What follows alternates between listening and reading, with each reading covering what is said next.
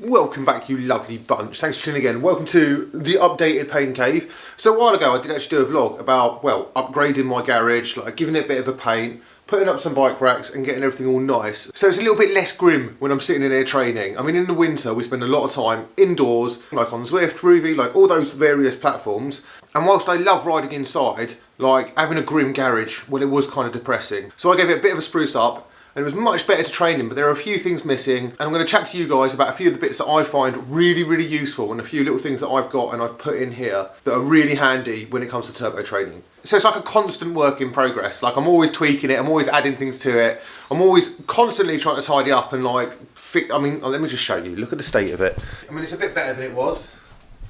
But like, look, it's just so cluttered and everything. Cluttered.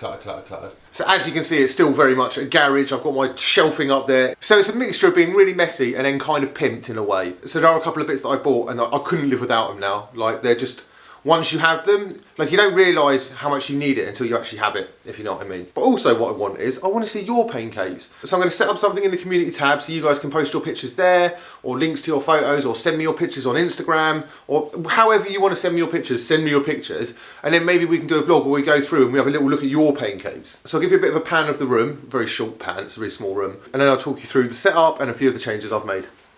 So I've got loads of awful shelving with loads of stuff on it that's massively disorganised. Well, it's kind of organised chaos. So for me, it's not completely annoying, but for other people it might be quite triggering. But a shelving unit of organised chaos.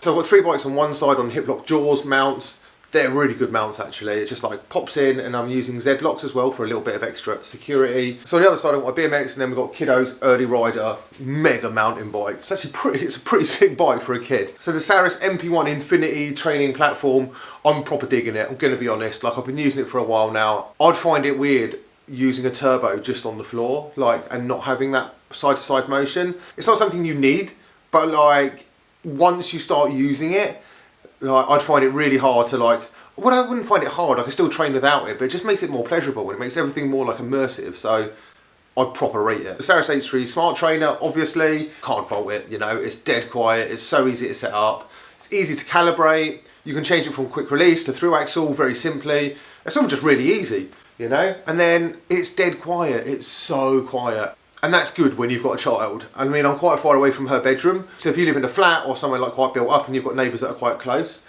like it's a really quiet trainer. I mean, obviously the platform does make it slightly louder because there's noise on the platform, but on the whole, definitely rate it. Kiddo is pretty lucky. She also has a setup here in the garage. She's got the Saris Mag Plus trainer, I think it is, and it's got a 20-inch wheel adapter or 16 to 20-inch wheel adapter, so you can actually put different like kid-size bikes on it.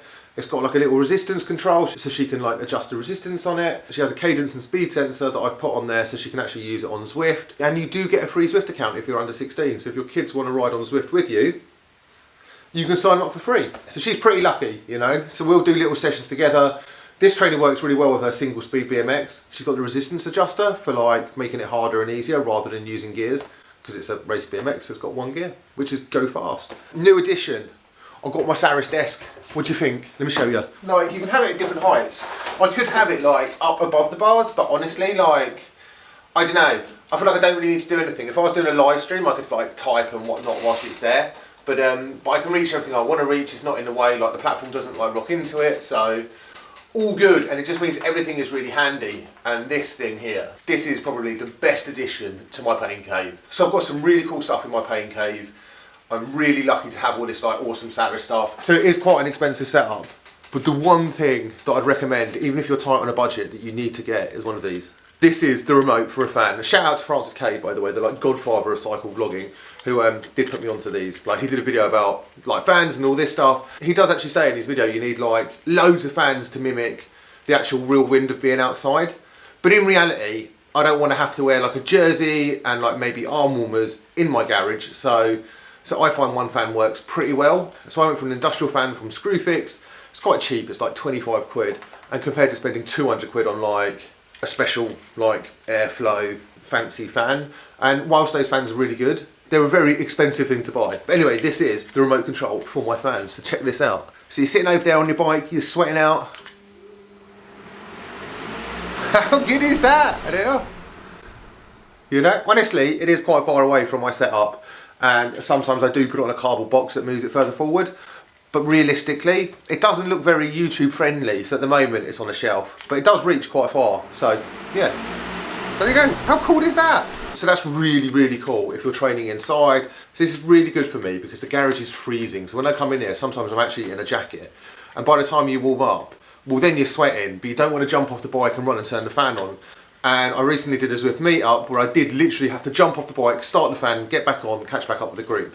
And whilst it's doable, I mean, this just solves all the problems. Look, on, off, awesome. So if you do want to join us with Meetup, there will be some more coming soon. I think next Thursday there'll be one. So yeah, keep an eye on everything for that, and I'll invite a bunch of you. Don't know why my fingers are going crazy. I think it's because I'm excited about the latest edition.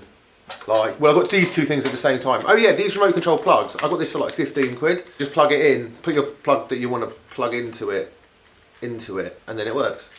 Oh yeah, the Saris desk. I should show you. Look. So it does have a charging port. You can plug in 2 USBs and you can plug in a normal plug. I've got a few more additions on the way, so maybe I should have waited to do this vlog, but I was just excited, and I was really excited to show you this. Completely not worth anything. It's not going to improve your like indoor training. It's not going to do anything of the sort, but one thing it's going to do is it's going to make you feel really cool.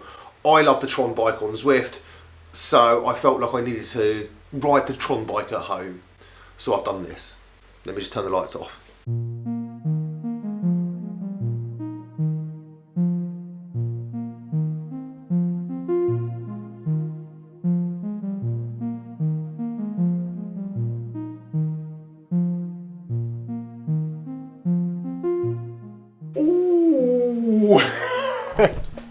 What do you think? Aren't they sick? Is that not the coolest thing? Completely pointless, serves no purpose, it's not going to help me go faster or anything like that, but you get a remote control and you can change the colours of the lights under your bike, and I stuck them all around my turbo platform to make it like a floating UFO thing, and I think it's mega.